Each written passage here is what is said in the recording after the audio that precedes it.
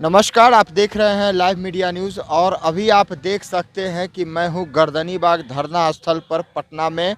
और जो प्रदेश अध्यक्ष हैं वार्ड सदस्य के गणेश जी, उनकी हालत आप देख सकते हैं बिगड़ती जा रही है। डॉक्टर आए हैं लेकिन फॉर्मेलिटी निभा करके चले गए हैं। आइए उनके साथी हैं, जानते हैं कि पूरा क्या जांच हुई है और क्या रिपोर्ट आया है। और ये लोग धरना स्थल पर आज तीसरा दिन है, क्या उम्मीद लगता है आपको कि तीसरा दिन है? देखिए, ये हम लोग का ये जो अनिश्चितकालीन भूख हड़ताल है, ये परसों से हम लोग जारी किए हुए हैं। और हमारे जो प्रदेश अध्यक्ष गणेश चौधरी जी हैं, ये इन्होंने परसों से अन्न जल भी ग्रहण नहीं किया है। बावजूद सरकार के गलत नीतियों के चलते अभी 3 दिन के अंदर पहली बार एक फॉर्मेलिटी के तौर पर अभी कोई डॉक्टर आए हैं, इनका बीपी वगैरह चेक किए हैं। वैसे इनकी हालत काफ़ी नाजुक है और बीपी वगैरह भी इनका सही नहीं है। और एक साथी और बैठे हैं, उनका भी बीपी सही नहीं है। तो ऐसी स्थिति में मैं कहना चाहूँगा कि सरकार का जो नियम और कानून है, उस नियम कानून की धज्जी उड़ाया जा रहा है। सभी लोगों को अपना बात रखने का और सभी लोगों को अपने मांग रखने का पूरा अधिकार होता है। वैसी स्थिति में जो नियम नियमावली बनाया गया है, धरना स्थल पर जो बैठते हैं, जो भूख हड़ताल पर बैठते हैं, उसकी पूरा जांच वगैरह हमेशा नियमित रूप से किया जाता है। लेकिन आज पहली बार ये उनका टीम आया स्वास्थ्य विभाग का और एक फॉर्मेलिटी करके वो लोग चले गए हैं। ये हमारे लिए बड़ी दुख की बात है। और इसका जो संदेश जा रहा है पूरे बिहार में, वार्डों में जो संदेश जा रहा है, ये बड़ा दुखद संदेश है। और मेरे समझ से हर वार्ड में, बिहार के सभी वार्डों में आक्रोश बढ़ता जा रहा है। क्योंकि हमारे प्रदेश अध्यक्ष गणेश चौधरी की हालत जब नाजुक होगी तो हमारे वार्ड सदस्यों का जो आक्रोश है वो बढ़ेगा। और निश्चित रूप से आने वाले दिन में एक बहुत बड़ा ये जो आक्रोश है वो सामने आएगा, जिसका जो खामियाजा है वो सरकार को भुगतना पड़ेगा। वार्ड सदस्य कल जहानाबाद में सरकार के जो पंचायती राज मंत्री हैं उनके खिलाफ कल पुतला दहन किए थे, जानकारी में है आप? हाँ, जानकारी में है, हम लोग को जानकारी में है कि उनका पुतला दहन किया गया था। गौतम मुरारी जी, हमारे समझ से ये उनको कहना चाहिए कि वे बड़े प्रतिनिधि हैं, हम एक छोटे प्रतिनिधि हैं, तो उनका मान सम्मान हम वार्ड सदस्यों की करना चाहिए। और रह गई बात पढ़े लिखे होने की, तो मैं खुला चैलेंज देता हूं इस भूख हड़ताल धरना स्थल से कि वो आ जाए। और मेरे सारे वार्ड सदस्य बैठे हुए हैं, किसी वार्ड सदस्य से वो खुला चैलेंज करके वो वार्तालाप कर ले कि वो कितना पढ़े लिखे हैं और हम कितना पढ़े लिखे हैं। तो इसलिए ये आक्रोश है कि हम लोग को अनपढ़ जाहिल गंवार का संबोधित करके उन्होंने कहा कि ये वार्ड सदस्य जो है वो अनपढ़ जाहिल गंवार होते हैं। आप देख रहे हैं कि बिहार का डिप्टी सीएम क्या है, वो गौतम मुरारी क्या हैं। हम लोगों में तो एलएलबी हैं, हम लोगों तो, मैं स्वयं ग्रेजुएट हूँ, ये बैठे हुए हैं, ये एमबीए किए हुए हैं, बहुत साथी ये पढ़े लिखे हैं, वकील। भारत के संविधान में कहीं ऐसा नहीं लिखा हुआ है कि आप पढ़े लिखे रहिएगा तो वार्ड सदस्य बनिएगा, ये सबको अधिकार है। अगर ऐसा कुछ रहता तो फॉर्म पहले भरा जाता है कि आप पढ़े लिखे रहिए कि नहीं रखिए। भारत के संविधान में ऐसा भी नहीं लिखा हुआ है कि आप विधायक बनिएगा तो आप पढ़े लिखे अनपढ़ भी रहिएगा तो आपको अधिकार है कि आप उसमें कॉलम में एक फॉर्म में दिया हुआ रहता है कि आप लिख दीजिए कि हस्ताक्षर है या नहीं है। तो यानी कि इस भारत के संविधान में ऐसा कुछ नहीं कहा गया है। लेकिन ये लोग बोल करके क्या चर्चा में आना चाहते हैं या इन्हें लोग जानते नहीं है तो चाहते हैं कि हम भी ट्रेड में आए, हमें भी लोग पहचाने? देखिए, पहली बार कुछ लोग ऐसे हैं, वो पहली बार मंत्री बने हैं, उनको कुछ जानकारी है नहीं, नियमल की जानकारी नहीं है उन लोगों को कि क्या बोलना चाहिए। और निश्चित रूप से ये यही चाहते हैं कि कुछ ऐसा अनाप शनाप बयान दे दें कि हम भी चर्चा में आ जाएं, और यही सब इन लोग का कारा धारा है। बाकी कुछ जो वार्ड में जो परेशानियाँ है उसका समाधान के चक्कर में नहीं है, मेरा नाम कैसे हो और हम कैसे हमारा नाम हो जाए, इस चक्कर में है। ये पहली बार मंत्री बने हैं, यानी कहने का मतलब है कि अंधे के हाथ बटेर लग जाता है तो अपने आप को शिकारी समझता है। क्या पंचायती राज मंत्री जी कुछ ऐसा ही कर रहे हैं क्या? हाँ, ये ऐसा ही कर रहे हैं। वो जब से पंचायती राज मंत्री बने हैं उनको चाहिए कि पहले वार्डों की जो समस्या है, पंचायतों की जो समस्या है, नियम नियमावली जो बनाया गया है, वित्तीय अधिकार जो वार्ड सदस्यों को दिया गया है, वार्ड प्रबंधन समिति का जो नियम नियमावली है उस अनुसार उनको काम करना चाहिए। तो इनका अनाप शनाप बयान चल रहा है, यही सब वो अनाप शनाप बयान उनका चल रहा है। हम लोग का मांग सूत्री देखिए, हम लोग का जो 9 सूत्री मांग है वो तो मांग है, लेकिन एक इस मांग के साथ एक उनके प्रति गौतम मुरारी जो हम लोग के पंचायती राज मंत्री हैं उनके प्रति भी बहुत बड़ा आक्रोश है और इसका खामियाजा उनको भुगतना पड़ेगा। और हमारा जो 9 सूत्री मांग है उसमें पहला मांग ये है कि वार्ड प्रबंध क्रियान्वयन समिति का जो पूर्ण प्रभार होता है, हर वार्ड सदस्यों को उसका प्रभार मिलना चाहिए, वहाँ खाता खुलना चाहिए और उस खाते में सरकार डायरेक्ट हम लोग को वित्तीय अधिकार का जो राशि भेजे, ये इसलिए हम लोग ये किए हैं। ये पहला हम लोग का डिमांड ये है। दूसरा हम लोग का ये है कि वार्ड स्तर में संपूर्ण कार्य समिति के कराई गई 7 पंचायती राज विभाग द्वारा प्राप्त राशि पंचायत के खाते में भेजकर प्रबंध समिति के माध्यम से कराया जाए। तीसरा है बिहार प्रदेश के सभी ग्राम पंचायतों में बिना कार्यकारिणी के बैठक किए बिना कार्यकारिणी के बैठक में योजना पास कर अरबों रुपया वित्तीय अनियमितता किया गया है, जिसके जांच कर प्राथमिकी दर्ज करते हुए राशि रिकवरी किया जाए।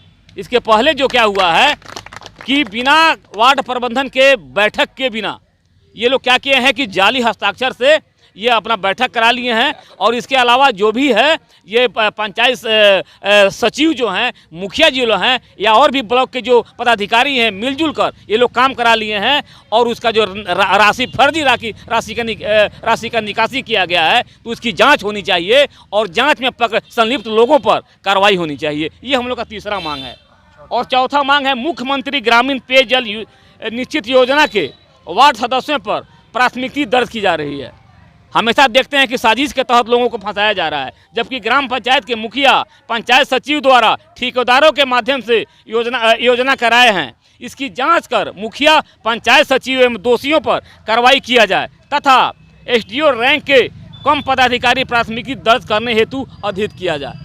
इसमें होता क्या है कि चूंकि हम जीते हुए हैं तो हमारे विपक्षी भी वहाँ हैं, तो चाहते हैं कि वार्ड सदस्य को किसी न किसी मामले में फंसा दिया जाए, कहीं ना कहीं उसको FIR करवा दिया जाए कि वो उसका जो छवि है वो धूमिल हो जाए। ये हमेशा साजिश रखा जाता है। तो ऐसी स्थिति में एसडीओ रैंक का ये जो हो, कम से कम अनुमंडल पदाधिकारी इसकी स्वयं जांच करें और उसमें जांच करके अगर वाकई हम दोषी हैं तो कार्रवाई हो, अगर दोषी नहीं हो तो जो फंसाने वाले हैं, जो संलिप्त जो हम लोग को निर्दोष में फंसा रहे हैं उन लोगों पर कार्रवाई हो। ये हम लोग का मांग है। पांचवा है मुख्यमंत्री पेयजल योजना के अनुरक्षक की राशि 4000 रुपये प्रत्येक वार्ड के पेयजल संचालित हेतु देने का प्रावधान है, जो राशि आज तक अप्राप्त है। 4000 रुपया जो अनुरक्षक वहाँ का है, वार्ड सदस्य जो है वो जो संचालन करता है जल नल योजना का, उसे 4000 रुपया देना है। हाँ, मरम्मती का 2000 देना है, 2001 क्या देना है, लेकिन इसका पैसा आज तक किसी वार्ड को नहीं मिला।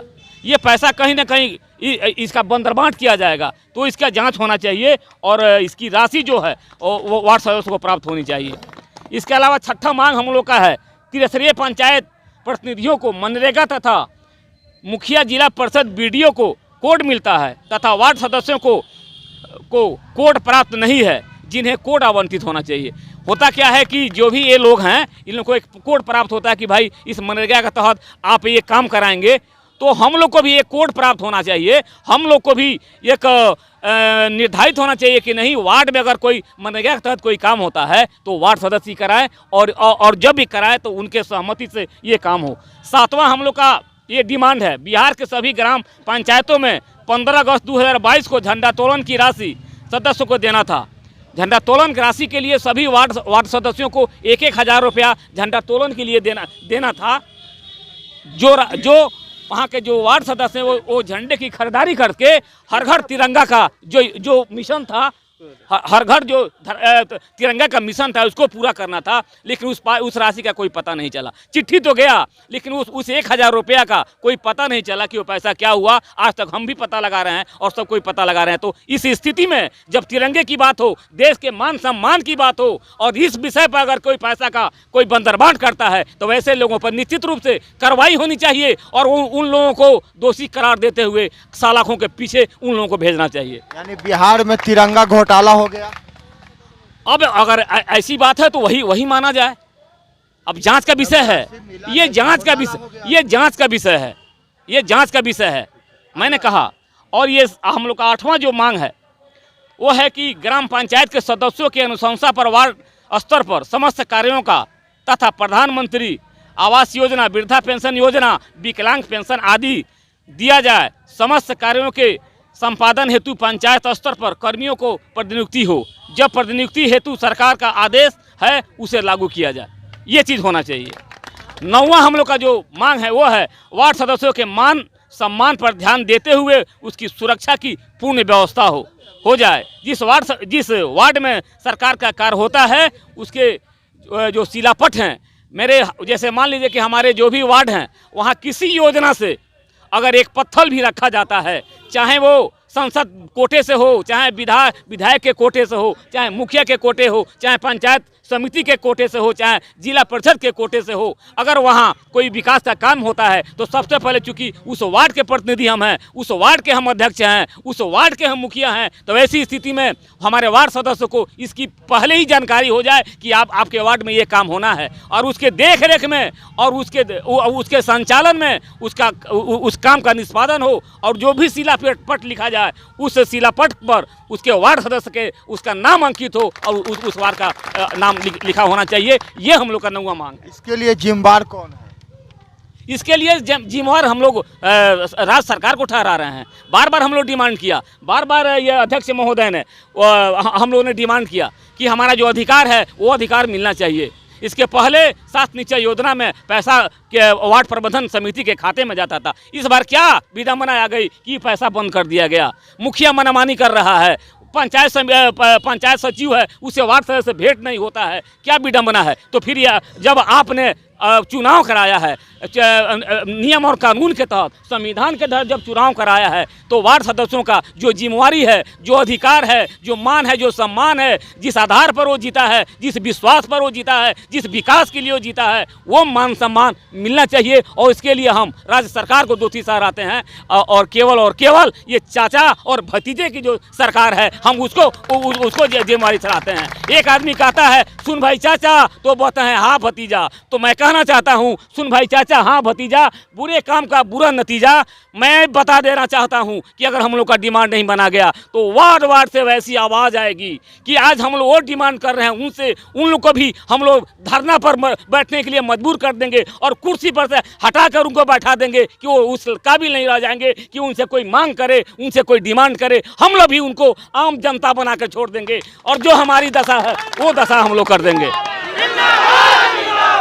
बिहार के वार्ड सदस्य जो आपको देख रहे हैं उनको क्या संदेश देना चाहते हैं, क्या कहना चाहते हैं? बिहार के वार्ड सदस्य को क्या कहना चाहते हैं? मैं वार्ड सदस्यों को ये कहना चाहता हूं कि भाइयों आप घबराइए मत, आपका संगठन, आपका नेतृत्व, हम लोग यहाँ बैठे हुए हैं, हम लोग आपके मान और सम्मान के लिए हम लोग बैठे हुए हैं।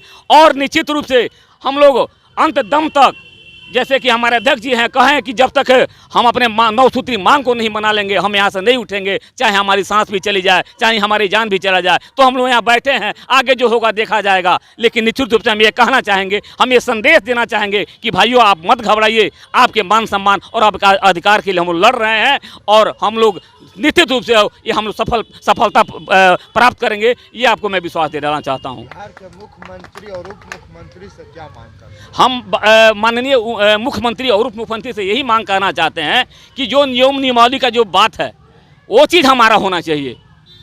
वो बड़े प्रतिनिधि हैं, मैं मानता हूँ मुख्यमंत्री और उप मुख्यमंत्री बड़े प्रतिनिधि हैं, हम एक छोटे प्रतिनिधि हैं।